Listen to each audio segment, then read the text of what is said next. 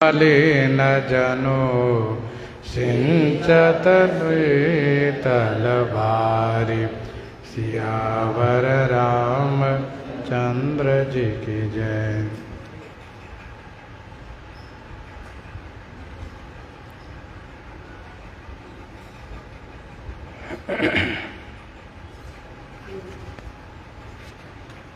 गोस्वामी जी महाराज पूर्व प्रसंग में वर्णन किए।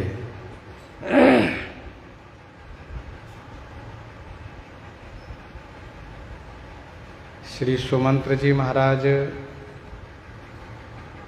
महाराजा श्री चक्रवर्ती जी से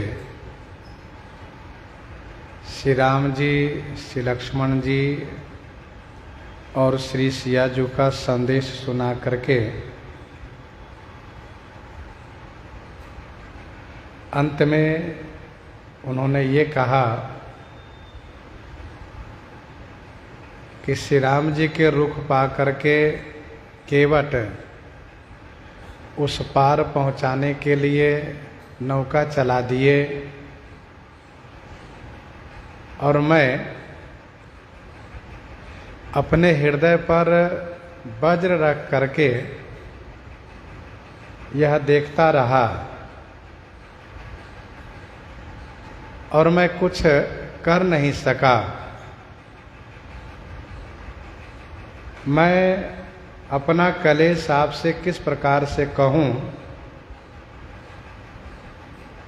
कि मैं जीते जी श्री राम जी का संदेश लेकर के वापस कैसे आ गया हूं, यह मैं भी नहीं समझ पा रहा हूं।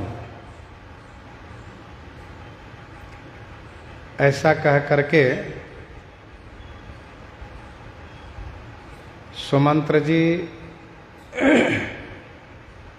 चुप हो गए और अपने महल में चले गए। सूत बचन सुनत ही नर नाहु, पर उधरनी उर दारुन दाहु। सूत बचन सुनते हो नर नाहु, पर उधरनी उर दारुन दाहु। सूत माने सारथी। सुमंत्र जी के वचन सुनते ही नरनाहु महाराजा श्री चक्रवर्ती जी धरणी परेव, धरणी माने भूमि पर गिर गए। उर दारुण दाहु, उर माने हृदय में दारुण दाह होने लगा, कठिन ताप होने लगा।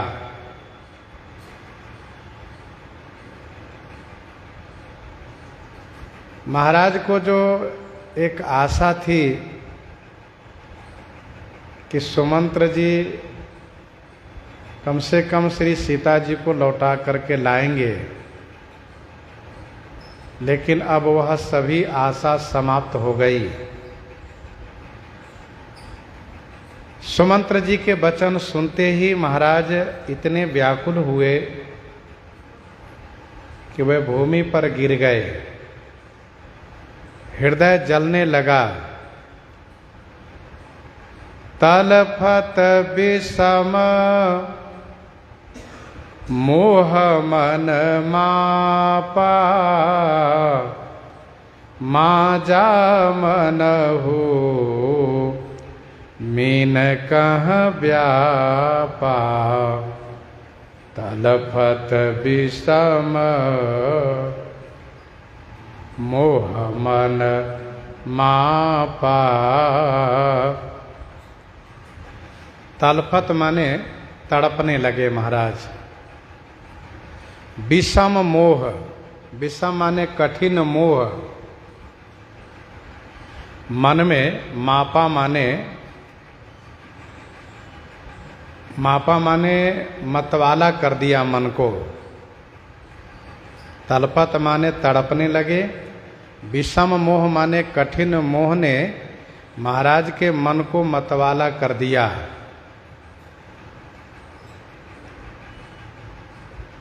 महाराजा श्री ने श्री मनु तन में यह वर मांगा है कि सुत विषयिक तब पदरति हो, पुत्र के संबंध से ही आपके श्री चरणों में मेरा स्नेह हो। तो श्री राम जी में महाराज का पुत्र भाव प्रबल है। इसलिए गोस्वामी जी ने कहा कि मोह ने मन को मतवाला कर दिया, अथवा तो मन मोह से मतवाला हो गया। माजा मनहु मीन कहूँ व्यापा, मनहु माने मानो, माजा माजा माने प्रथम वर्षा का जो जल में फेन होता है। जैसे कि तालाब में जल कम है, नदी में जल कम है, अथवा गड्ढे में जल कम है, और प्रथम वर्षा जब होती है तो पूर्व का जल गर्म होता है, बरसात का जल ठंडा होता है। दोनों के मिलने से एक जहरीला फेन उत्पन्न होता है, उसी को माजा कहते हैं। उस माजा को जब मछली खा जाती है तो वह बिल्कुल मतवाली हो जाती है और अपने आप को वह बचा नहीं सकती है, मृत्यु को प्राप्त हो जाती है।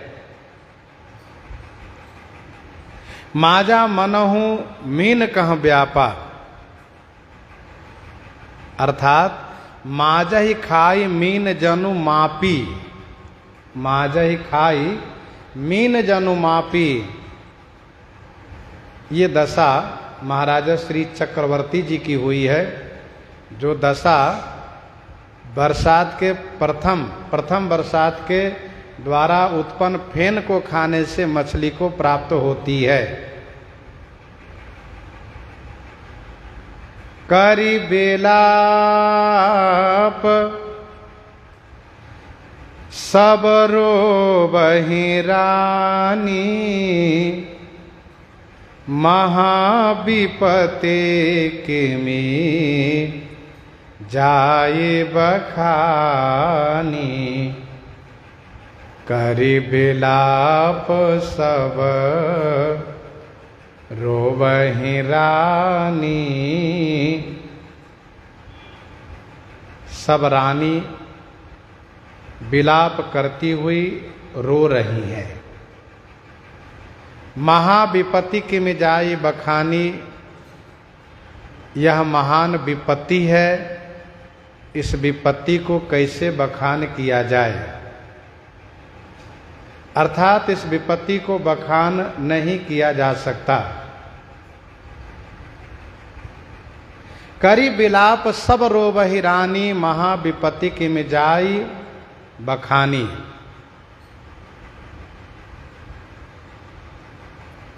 सब रानी बिलाप कर रही हैं, रो रही हैं, यही कह रही हैं कि अवध उजार किन्ह कैकेयी, अवध उजार किन्ह कैकेयी, दिन्ह सी अचल विपत्ति के नेई, दिन्ह सी अचल विपत्ति के नेई। यह महान विपत्ति है, अर्थात महाराज अब बच नहीं पाएंगे। श्री राम विरह में महाराज प्राण को त्यागना चाहते हैं। रानियों के लिए यह महाविपत्ति है। यह विपत्ति शब्दों में कही नहीं जा सकती। गोस्वामी जी कहते हैं, रानियों के बिलाप रुदन सुन करके, सुनी बिलाप दुख हो दुख लागा, धीरज हो कर धीरज भागा। सुनी बिलाप दुखहु दुख लागा, धीरज हो कर धीरज भागा। सुने बिलाप दुखहु दुख लागा, धीरज होकर धीरज भागा। इस विलाप को सुन करके मूर्तिमान दुख को भी दुख लगने लगा, और जो मूर्तिमान धैर्य है उसका भी धैर्य चला गया। इतना विलाप, सभी रानियां रो रही हैं। अब महाराज को बचाने का कोई उपाय दिख नहीं रहा है।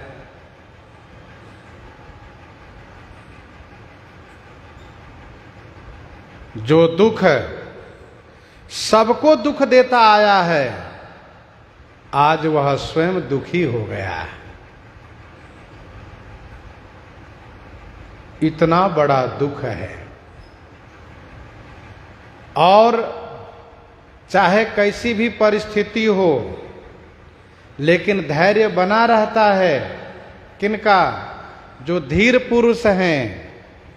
परंतु आज मूर्तिमान धैर्य को भी धैर्य छोड़ दिया। अर्थात यह दुख अपनी पराकाष्ठा पर है। इस दुख के सामने और कोई बड़ा दुख नहीं हो सकता, इसीलिए धैर्य भी यहां पर ठहर नहीं सकता। भयउ कोलाहल अवध अति, सुनि निरपराउर सोर। विपुल बिहग बन परे निसी, मानहु कुलेश कठोर। भयउ कोलाहल अवध अति, सुनि निरपराउर सोर। निरपराउर सोर सुनि अवध अति कोलाहल भयउ। निरपराउर, राउर माने महल, निरप माने राजा के महल में, अर्थात राजमहल में शोक पूर्ण शोर सुन करके, रुदन की आवाज सुन करके, विलाप की आवाज सुन करके श्री अवध में अति कोलाहल हो गया। श्री अयोध्या जी में सभी प्रजाजन शोकाकुल हो गए, अर्थात सब रोने लगे। सबको ऐसा लगा कि सुमंत्र जी आए हैं, अब महाराज का देहावसान हो गया। विपुल बिहग बन परे उनिसी, मानहु कुलिस कठोर। मानव निसी, विपुल बिहग बन कठोर कुलिस परेउ। मानव माने मानो, रात्रि में पक्षियों के, विपुल माने बहुतायत, जिस वन में है, अर्थात बहुत पक्षियों का निवास जिस वन में है, उस वन में कठोर पुलिस माने वज्र गिरा है। कठोर वज्रपात हुआ है, कठोर वज्र गिरा है। यदि दिन में वज्रपात हो तो कुछ पक्षियों की जान भी बच जाए, लेकिन रात्रि के समय जहां पर कि सभी पक्षियां अपनी बसेरे में हैं, अपनी घोंसला में हैं, उस समय में रात्रि में वज्रपात हुआ है। पक्षियों का बचना असंभव हो गया। विपुल विहग बन पर उनिसी, मानहु कुलिस कठोर। श्री कैकेयी जी को समझाने में पहले ही इस बात को कहा है, नगर की उन सम्मानित महिलाओं ने, कि कौसल्या अब काह बिगारा, कौसल्या अब काह बिगारा, तुम जेहि लागी वज्रपुर पारा, तुम जेहि लागी वज्रपुर पारा। अयोध्या जी ही वन है, राजमहल ही वृक्ष है, प्रजाजन ही विपुल विहंग है, और सुमंत्र जी का वचन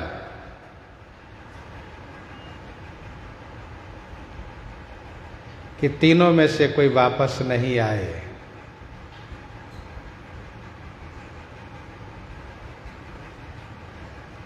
रघुकुल तिलक चले यही भांति, देखे उठाड़ कुलिस धरी छाती। यह मानो वज्रपात हुआ है। श्री कैकेयी जी ने जो वरदान मांगा था वह तो वज्रपात हुआ ही था। अभी प्रस्तुत प्रसंग में श्री सुमंत्र जी ने जो यह कहा है कि तीनों में से कोई वापस नहीं आए हैं, यह वज्रपात हुआ है। संपूर्ण अयोध्यावासी शोकाकुल है, रुदन कर रही है। प्राण कंठगत भयउ भुआलु, मणि विहीन जनो व्याकुल व्यालु। प्राण कंठगत भयउ भुआलु। भुआलु माने महाराज का प्राण, कंठगत भयउ, कंठगत भयउ अर्थात प्राण कंठ में आकर के प्राप्त हो गया। मणि विहीन जनु व्याकुल व्यालु। जनु माने मानो, मणि विहीन व्यालु व्याकुल। जनु माने मानो, मणि के बिना सर्प व्याकुल हो गया हो।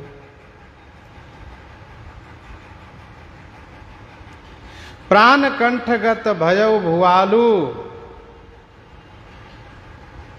मणि विहीन जनु व्याकुल व्यालु।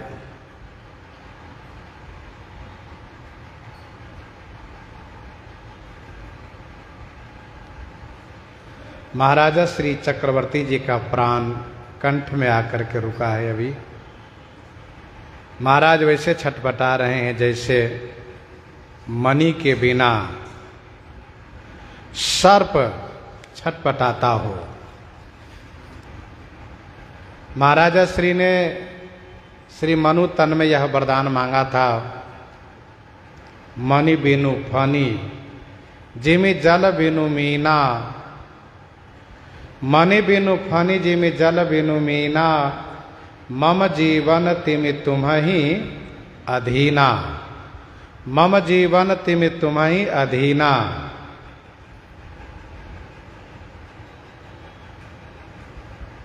वैसे ही यहाँ पर वह चरितार्थ होते हुए दिख रहा है। तलफत विषम मोह मन मापा, माजा मनहु मीन कहूँ व्यापा। मछली का नाम पर लिया गया और यहाँ पर नाम लिया जा रहा है मणि विहीन जनु व्याकुल व्यालु। अर्थात जैसे मणि के बिना सर्प की दशा होती है, पानी के बिना मछली की दशा होती है, वह दशा महाराज को प्राप्त हो चुकी है। जिए मीन बरुबारी विहीना, मणि बिनु फनिक जिए दुख दीना। कहूँ सुभाव न छल मन माही, जीवन मोर राम बिनु नाही। महाराजा स्त्री ने पहले ही कहा था अब महाराज को वह दशा प्राप्त हो गई है।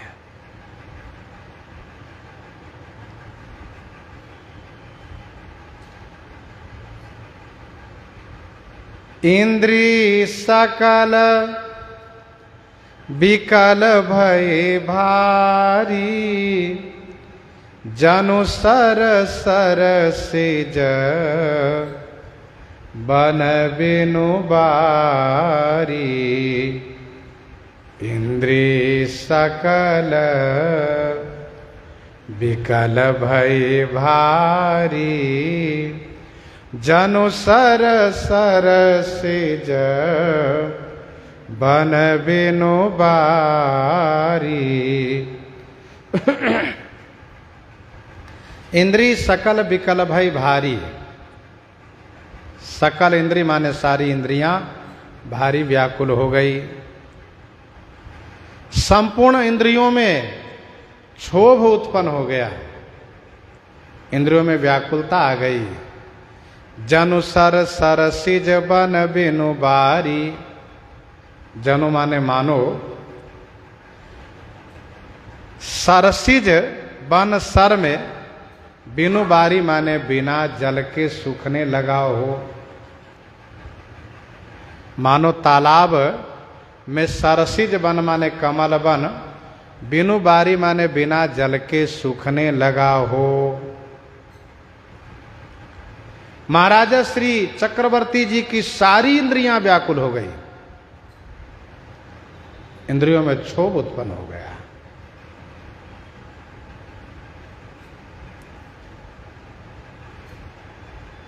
न सुनाई देना, न दिखाई देना, न समझ में आना, मन एकदम से छटपटाने लगना, न हाथ काम करना, न पांव काम करना। ये सारी इंद्रियां व्याकुल हो गई महाराज की। गोस्वामी जी कहते हैं मानो तालाब में कमल बन बिना जल के सूखने लगा हो। महाराजा श्री चक्रवर्ती जी का शरीर सरोवर है, सारी इंद्रियां कमल फूल है, और श्री राम जी बारी माने जल हैं। जिस प्रकार से कमल फूल देवताओं को अर्पित होता है, देवताओं को प्रिय है, वैसे ही महाराजा श्री की इंद्रियां देवताओं के उपयोग में आती रही। अर्थात महाराज अपनी इंद्रियों से देवताओं को सहयोग करते थे। आज महाराज की इंद्रियां जो कमलवत थी, वह आज मुरझा रही हैं, सुखा रही है। जैसे कमल वन सूखता हो, वैसे सारी इंद्रियां मलिन हो गई। महारानी श्री कौशल्या जी की दृष्टि पड़ी महाराज पर कि महाराज तो एकदम से अचेत होते जा रहे हैं। कौशल्या नृपदेख मलाना, रवि कुल रवि अथयो जिय जाना।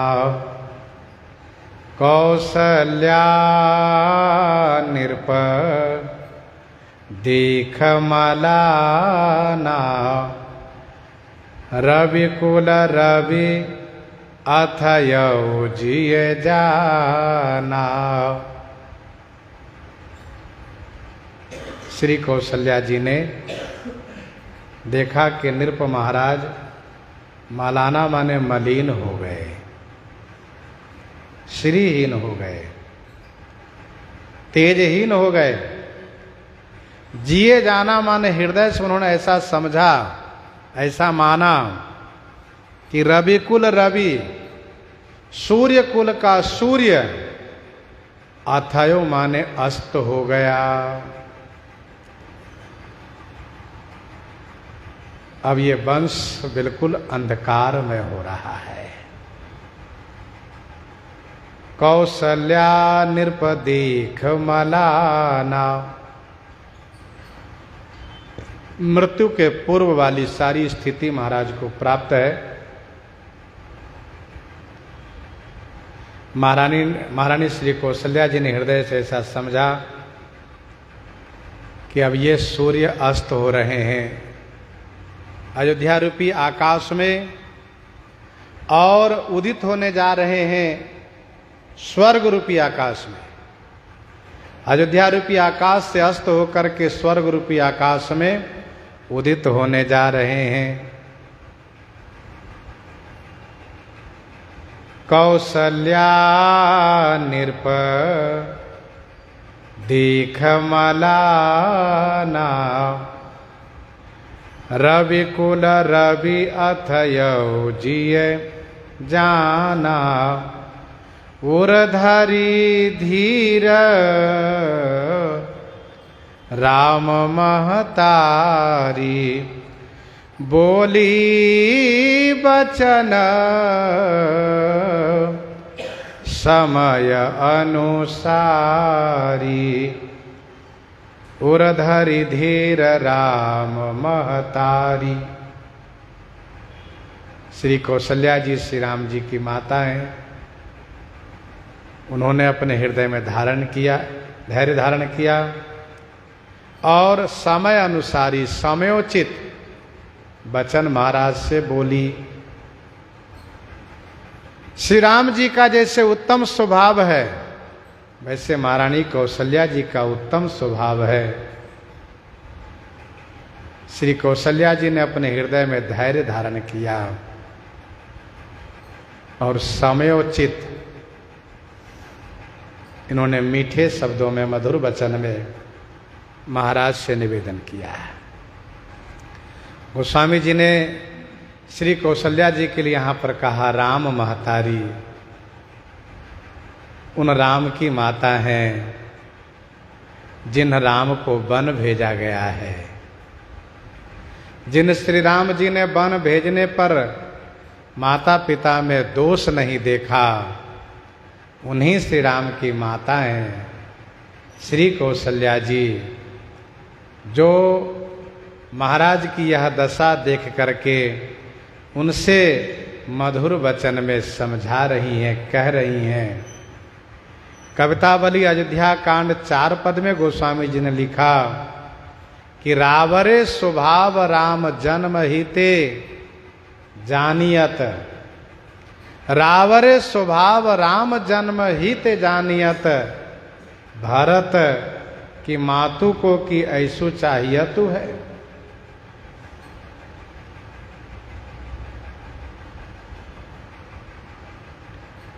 श्री राम जी की माता है।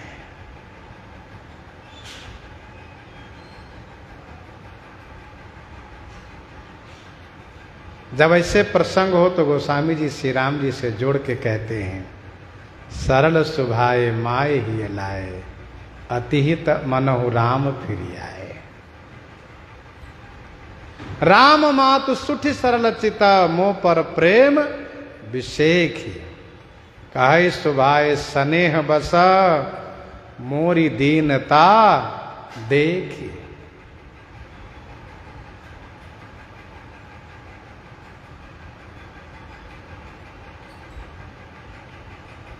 नाथ समुझी मन करिए विचारू राम वियोग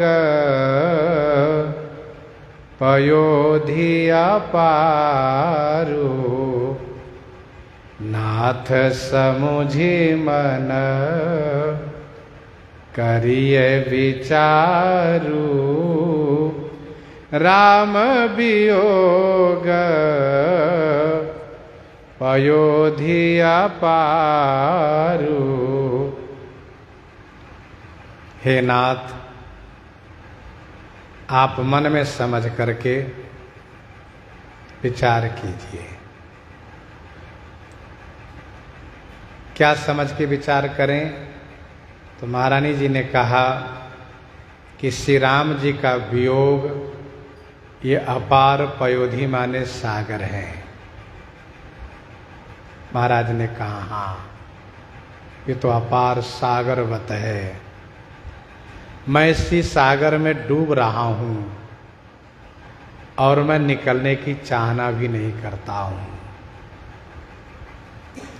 मुझे इसमें से निकलना भी नहीं है। नाथ समुझि मन करिए विचारू। आप मन में समझ करके विचार करें महाराज। श्री राम के वियोग रूपी अपार सागर में एक जहाज है जो अयोध्या रूपी जहाज है। जिस जहाज के कर्णधार आप हैं, खेवैया आप हैं महाराज। और समस्त प्रजाजन पथिक है। प्रिय समाजु, ये प्रिय का समाज, ये पथिक है, राही है, बटोही है, सभी जहाज में बैठे हैं महाराज।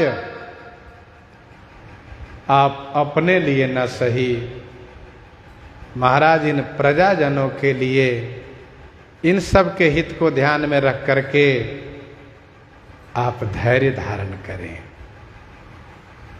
करन धार तुम अवध जहाजो, चढ़े ओ सकल प्रिय पथिक समाजो। चढ़े ओ सकल प्रिय पथिक समाजो। कर्णधार तुम अवध जहाजू, चढ़े सकल प्रिय पथिक समाजो। आप कर्णधार हैं। कर्णधार माने मल्लाह हैं, केवट हैं, खेवैया हैं, श्री अवध जहाज हैं। समस्त प्रिय समाज, यही प्रिय पथिक है, सब प्रिय हैं जो इस जहाज में चढ़े हुए हैं महाराज। धीरज धरिए तपाइए पारू, नाही तबोरही सब परिवारू। धीरज धरिए तपाइए पारू, नाही तबूढ़ही सब परिवारू।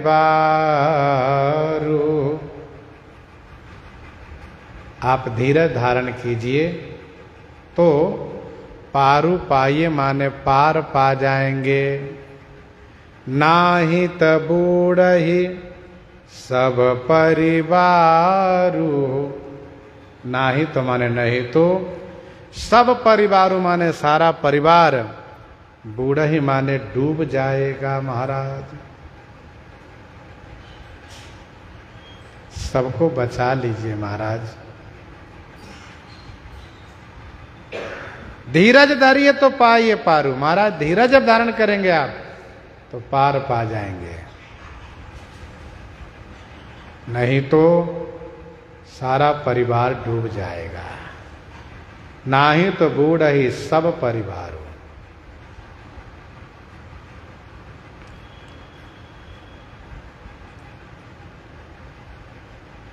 14 वर्ष की अवधि यही तो सागर है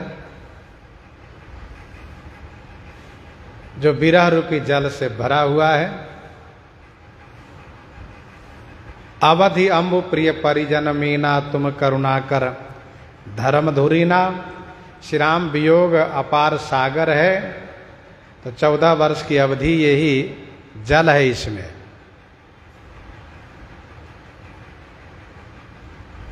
महाराज आप धैर्य धारण करें जिससे सारा परिवार बच जाए।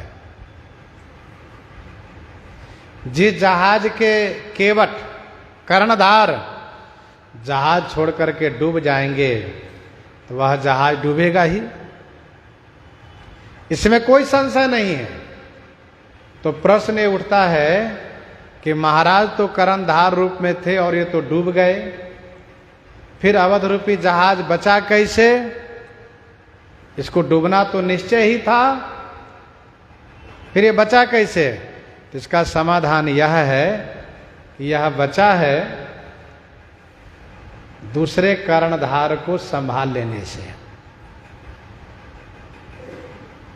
जहाज के केवट मल्लाह यदि डूब जाए और दूसरा कुशल चालक केवट यदि उस जहाज को संभाल लें तो वह जहाज बच जाता है। इस जहाज को बचाया किसने? कहा श्री भरतलाल जी ने। अवश्य चलिए बन राम जहाँ, भरत मंत्र भल कीन। अवश्य चलिए बन राम जहाँ, भरत मंत्र भल कीन। शोक सिंधु बूढ़त सबही, तुम अवलंबन दीन।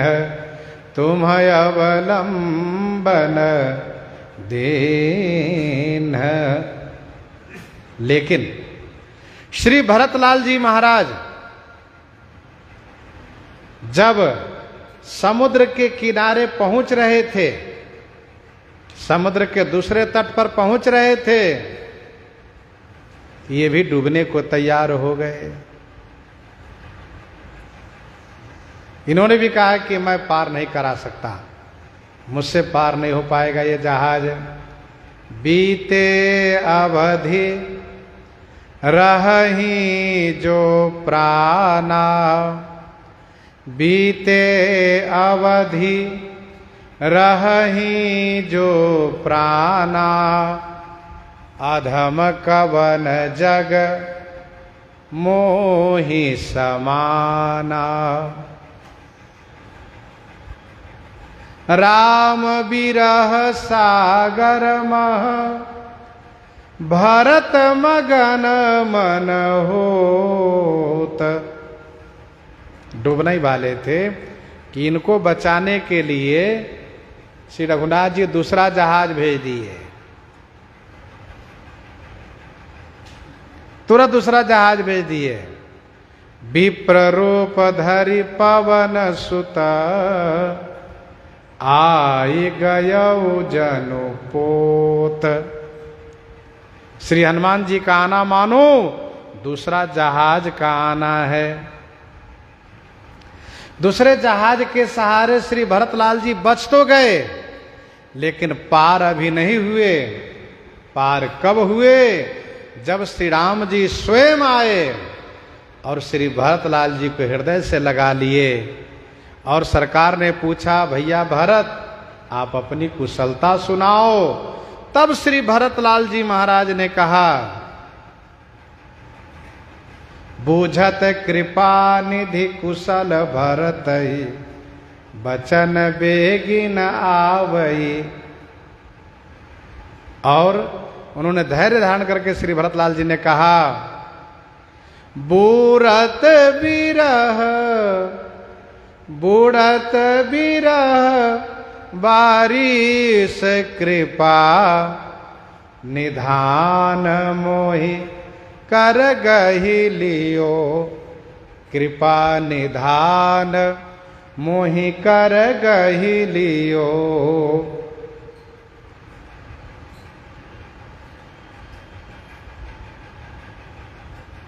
अब कुशल कौशलनाथ आरत जानि जन, दर्शन दियो। बूढ़त विरह बारिश कृपा निधान मोहि कर गहि लियो। आपने बचा लिया, नहीं तो भरत डूब जाता। और श्री भरत के डूबने का मतलब फिर ये जहाज बचता नहीं। प्रजाजन सब हाहाकार करके मृत्यु को प्राप्त कर जाते हैं, क्योंकि श्री भरतलाल जी ने चित्रकूट में ही ये प्रतिज्ञा पूर्वक कहा था, तुलसी बीते अवधि प्रथम दिन, तुलसी बीते अवधि प्रथम दिन, जो रघुनाथ न अइहो, तो प्रभु चरण सरोज शपथ, जीवत परिजन ही न पइहो। जीवत परिजन ही न पई हो।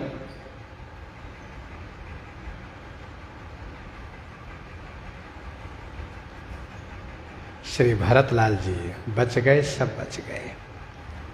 माता श्री कौशल्या जी यहाँ कहती हैं, जौ जिए धारिये बिनाया पिए मोरी, राम लखन सिय मिलही बहोरी।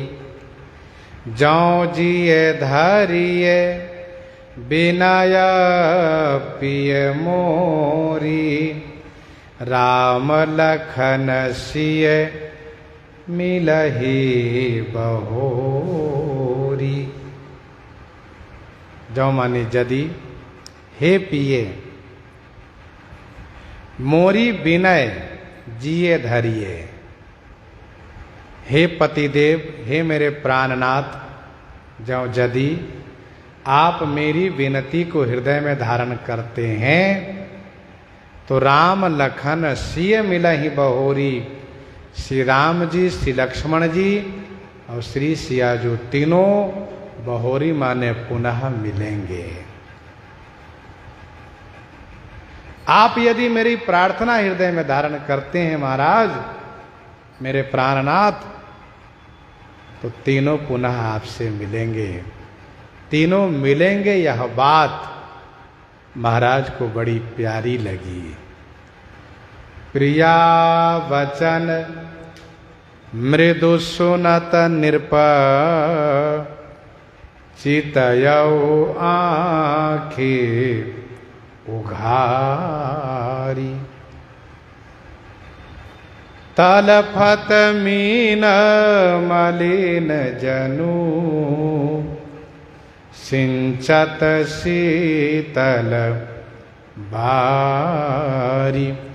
सिंचत शीतल बारी। नृप महाराज श्री चक्रवर्ती जी प्रिया श्री कौशल्या जी के मृदु वचन सुनते ही आँख उघारी, चितयो, आँख खोल करके देखने लगे।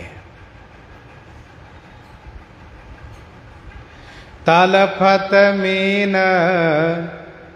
मलिन जनु, सिंचत शीतल बारी। जनु माने मानो, मीन मलिन तलफत।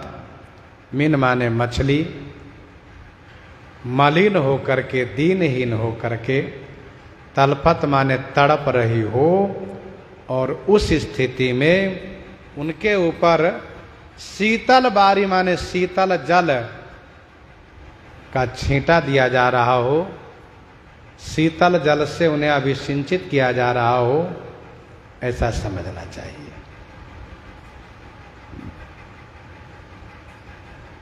जिनके पुत्र को हमने बन दिया है, वे मेरे लिए इस प्रकार से चिंता कर रही हैं, मुझे जीवित रखने की कामना कर रही हैं। इसलिए महाराज के मन में ये बात आई, यही तो है मेरी प्रिया, जिनसे मुझे प्रिय पुत्र श्री राम की प्राप्ति हुई है। प्रिया श्री कौशल्या जी के मृदु वचन सुनते ही महाराज, क्योंकि श्री कौशल्या जी ने बहुत शोकपूर्वक अश्रुपूर्ण नेत्रों से प्रार्थना की है। इन्होंने भरोसा दिलाया है कि आप धीरज धरिए तो श्री राम जी अवश्य मिलेंगे। महाराज ने तुरंत आंख खोल करके देखा, क्या राम जी मिलेंगे? गोस्वामी जी कहते हैं, महाराज मछली की तरह दीन होकर के तड़प रहे हैं। श्री कौशल्या जी का वचन शीतल जल के जैसा है, सुमंत्र जी से वार्ता करते हुए महाराज व्याकुल हो गए थे, भूमि में गिर गए थे, इसलिए इन्होंने सुमंत्र जी का ही नाम लिया। अब सुमंत्र जी यहाँ है भी या नहीं यह बात नहीं कही जा रही है, लेकिन महाराज धरि धीरज उठी बैठ भुआलू कहु सुमंत्र कह राम कृपालु। धरि धीरज उठी बैठ भुआलु। भुआल माने राजा। महाराजा श्री अवधेश जी धैर्य धारण करके उठ करके बैठ गए। महाराज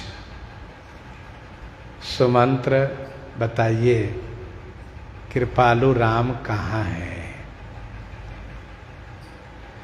श्री राम जी महाराज को छोड़ करके वन को चले गए हैं, फिर भी महाराज के हृदय में यह बात है कि कृपालु राम, दयालु राम। क्यों? क्योंकि मेरे वचन को सत्य करने के लिए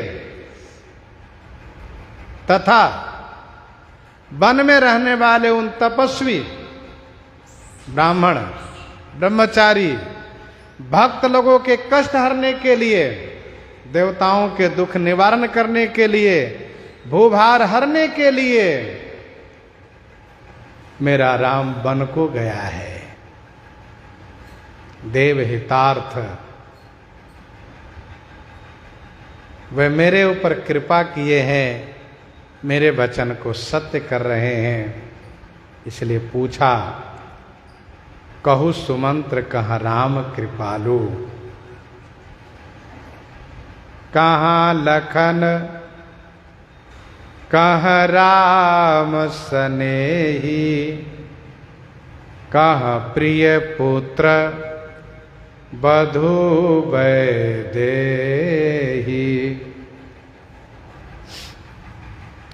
कहाँ लखन कहाँ राम सनेही, कहाँ प्रिय पुत्र बधु वैदेही। लक्ष्मण कहाँ है? स्नेही मुझसे बहुत प्रेम करने वाला मेरा राम कहाँ है? प्यारी पुत्र बधु वैदेही कहाँ है? महाराज बस केवल इन्हीं तीनों का नाम ले रहे हैं। इनके चित्त में इन तीनों के अलावा और कोई बातें है ही नहीं। लेकिन एक बात याद आई विलाप करते हुए में, बिलपत राउ बिकल बहु भांति, भय जुग सरिस सिराती न राती। बिलपत राउ बिकल बहु भांति। राउ महाराज बहु भांति विकल होकर के, बिलपत महाराज विकल होकर के बहु भांति माने बहुत प्रकार से विलाप कर रहे हैं। यह रात्रि जुग के समान हो गई, यह रात्रि काल के समान हो गई, यह रात्रि समाप्त नहीं हो रही है, यह रात्रि महाराज को ही समाप्त करने के लिए आई है।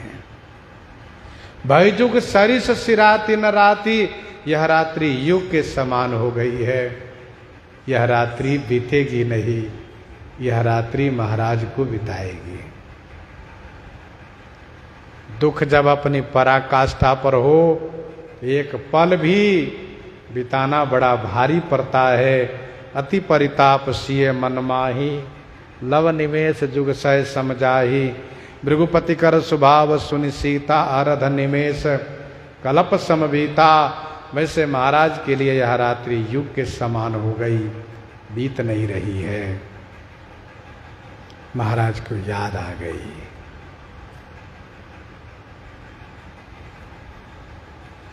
महाराजा श्री चक्रवर्ती जी ने श्री राम जी से ये कहा था उस वक्त जब श्री राम जी बन जाने के लिए आज्ञा मांग रहे थे।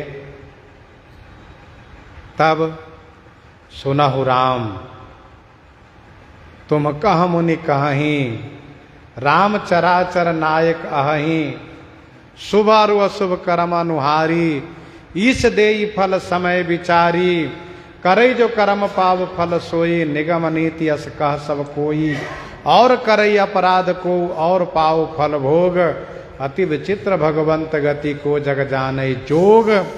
लेकिन श्री राम जी तब चुप रह गए थे। श्री राम जी को समय लगा कि इससे हमें कुछ कहना उचित नहीं होगा, लेकिन कर्म मीमांसा के अनुसार यही सत्य सिद्धांत है कि करे जो कर्म पाओ फल सोई, निगम नीति ऐसी कह सब कोई, जो जैसा कर्म करेगा वैसा फल पाएगा। महाराज ने ऐसा कर्म किया है, महाराज से ऐसा कर्म बना है कि उस कर्म का फल महाराज को भोगना पड़ रहा है। तब महाराज को याद नहीं था, अब महाराज को याद आया, और याद आया तो गोस्वामी जी कहते हैं महाराज को ये समाधान हो गया। फिर ये बात नहीं रही कि और करे अपराध को और पाओ फल भोग, ईश देई फल समय विचारी, शुभ और अशुभ कर्म अनुहारी। इनको संतोष हुआ कि मेरे कर्म का फल प्राप्त हो रहा है। वह कर्म कौन सा, कैसा कर्म? तो तापस अंध साप सुधि आई, कौशल्य ही सब कथा सुनाई, तापस अंध साप सुधि आई। तपस्वी अंध नेत्रहीन श्रवण कुमार के माता पिता के श्राप की सुधि आ गई, याद आ गई। श्राप की सुधि आई, श्राप की बात याद आई। कौशल्य ही सब कथा सुनाई, श्री कौशल्या जी को महाराज ने सब कथा सुनाई। कहने का अभिप्राय यह है कि मृत्यु काल में सभी मनुष्यों को अपने कर्म की बात याद आती है। अब चूंकि महाराज हैं, श्री राम जी के पिताजी हैं, महान भक्त हैं, महान ज्ञानी हैं, महाराज ने श्री कौशल्या जी को कथा सुनाई। सामान्य मनुष्य कुछ बोल नहीं पाता है, और फिर वो बोल के ही क्या करेगा। उनको लगता है कि मैंने जो किया है वह सब मेरे नेत्र के सामने दिखाई दे रहा है, और मुझे इसी का दंड भुगतना पड़ रहा है। अच्छा होता है कि मनुष्य को मरते समय में अपने कर्म का बोध तो हो जाता है, अन्यथा वह जैसे जीवन में ईश्वर को कोसता रहा, हे ईश्वर, हे परमात्मा, हे भगवान, आपने मुझे ऐसा दुख क्यों दिया, तो वह मरने के बाद भी कोसता। लेकिन मृत्यु के समय उसको याद दिलाया जाता है कि देखो तुम्हारे कर्म का हिसाब किताब हो रहा है। ये कर्म मीमांसा का सिद्धांत है, जो जैसा करेगा वैसा पाएगा, प्राप्त होगा। उसमें कोई समझौता नहीं है। करे जो कर्म पाओ फल सोई, जो करेगा वही पाएगा। यहां न सही वहां पाएगा, जहां जाएगा वहीं पाएगा, लेकिन पाएगा जरूर।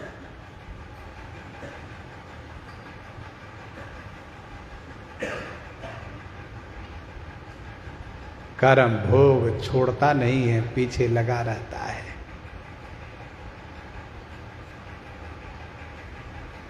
तापस अंध साप सुधि आई। श्रीमद् वाल्मीकि रामायण में अयोध्या कांड 63-64 सर्ग में वर्णन है। श्री राम जी के बन जाने के बाद छठवीं रात में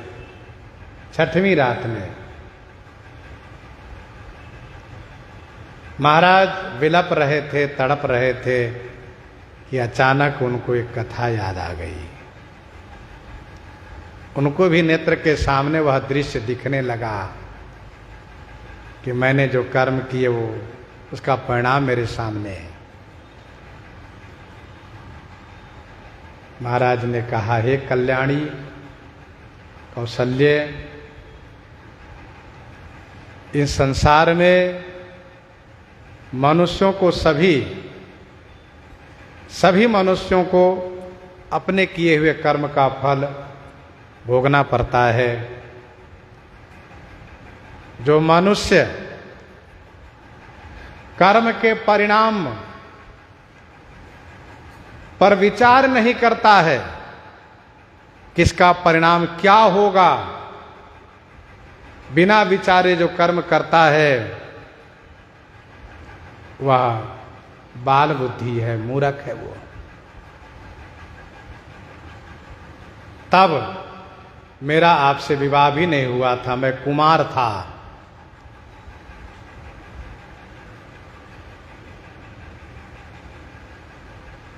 मैंने अपनी प्रसिद्धि पाने के लिए कि चक्रवर्ती राजकुमार अवधेश कुमार शब्द वेधी बाण चलाने में बड़े कुशल हैं, इसका अभ्यास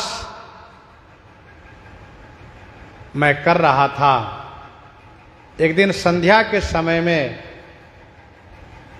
अंधेरा होने पर मैं रथ पर आरूढ़ होकर के धनुष बाण लेकर के सरयू जी के तट पर जंगल में गया, यह सोच करके कि कोई सांड,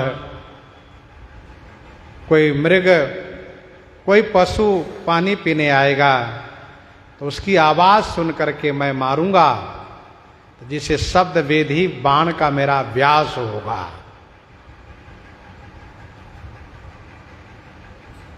हे कौशल्य, मुझे आवाज सुनाई पड़ी और ऐसा लगा कि कोई हाथी पानी पी रहा है। मैंने शब्द वेधी बाण का प्रयोग कर दिया। वह बाण जाकर के उस ऋषि कुमार को लगा और वह बाण अमोघ था। बाण लगते ही वे चीखने लगे कि मुझ निरपराधी एक तपस्वी पर शस्त्र कैसे गिरा, किसने मुझे मारा है। हाय विधाता, मुझे अपने मरने की चिंता नहीं है, मुझे चिंता है अपने नेत्रहीन माता पिता की। मेरे मरने के बाद उनको क्या होगा। जैसे ही मैंने यह आवाज सुनी, मेरा हृदय कांप उठा। ये तो एक मनुष्य की आवाज है, एक तपस्वी की आवाज है। मैं भागता हुआ वहां पहुंचा। वे तड़प रहे थे। मैंने उनसे हाथ जोड़ करके कहा, हे ऋषि कुमार तपस्वी, मैंने आपको जान करके नहीं मारा है, मुझसे भूल हो गई है। मैं अवधेश कुमार दशरथ हूं। शब्द वेधी बाण के अभ्यास के चक्कर में मुझसे बड़ा अपराध हो गया है, क्षमा हो।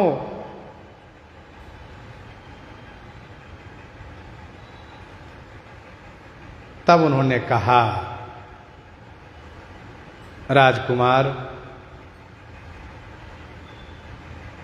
यदि आपने जानबूझकर मारा होता, जानबूझकर मारा होता, तो आपके सिर फट जाते, हजारों खंड हो जाते, हजारों टुकड़े हो जाते। और यदि आपने छुपाया होता तो आपके वंश निर्वंश, आपके वंश समाप्त हो जाते हैं, क्योंकि आपके द्वारा एक तपस्वी की हत्या हुई है, ऋषि कुमार की हत्या हुई है। महाराज, मेरा बाण निकाल दीजिए, मैं तड़प रहा हूं।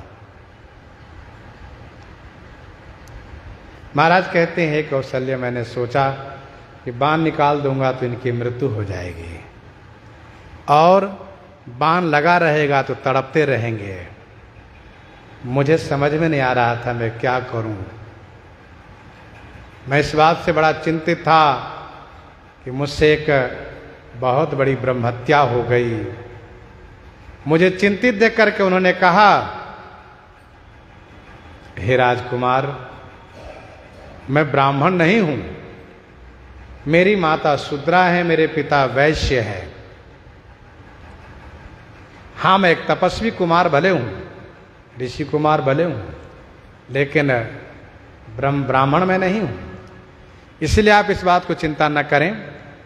आप मेरा बाण निकाल दीजिए, मेरे हृदय में लगा हुआ बाण निकाल दीजिए, और जाकर के मेरे माता पिता को प्रसन्न कीजिए, जिससे कि वे आपको श्राप न दें।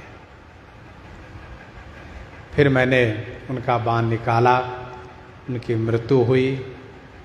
जल लेकर के मैं दबे पांव जब वहां पहुंचा तो उनके माता पिता ने कहा, बेटा तुमने बड़ी देरी कर दी, कोई बात नहीं, मेरा सहारा तुम ही तो हो, लाओ मुझे जल पिलाओ, मुझे बड़ी जोर की प्यास लगी है, मुझे पानी पिला दो। आओ, तुम बोलते क्यों नहीं हो, क्या बात है?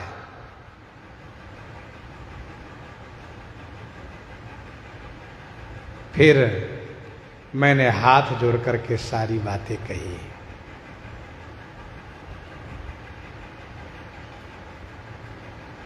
मैंने सारी बातें कही। सुन करके उन्होंने भी यही बात कही कि तुमसे अनजान में अपराध हुआ है,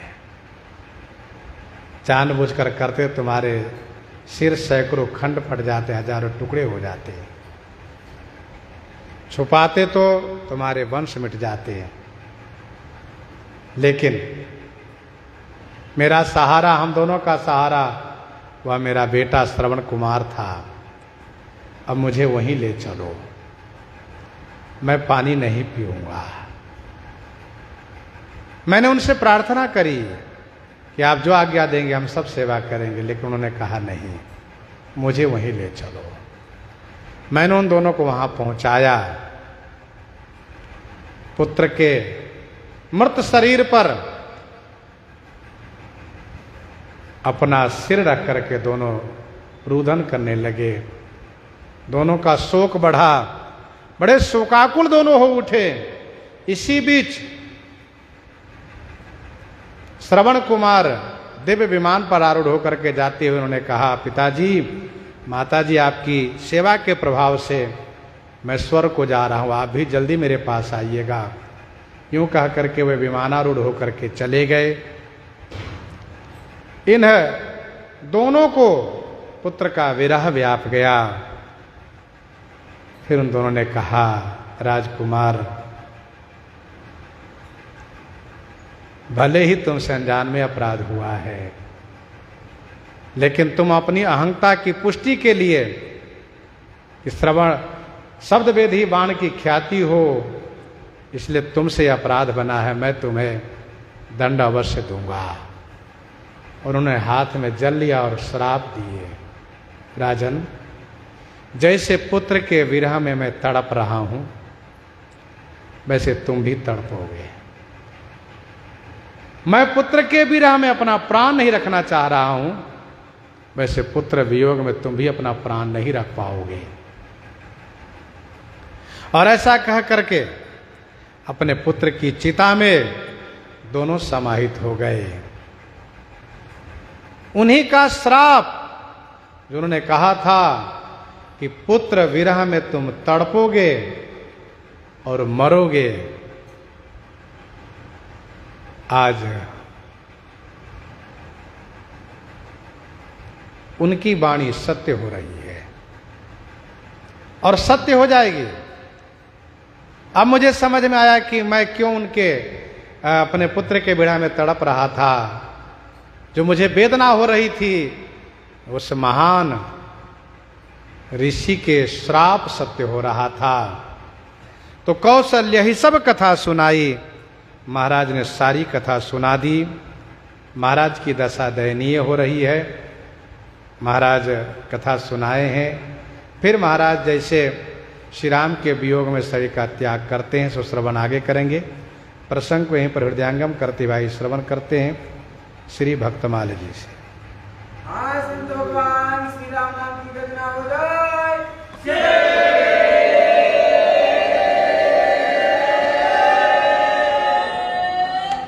घटना हो जाए।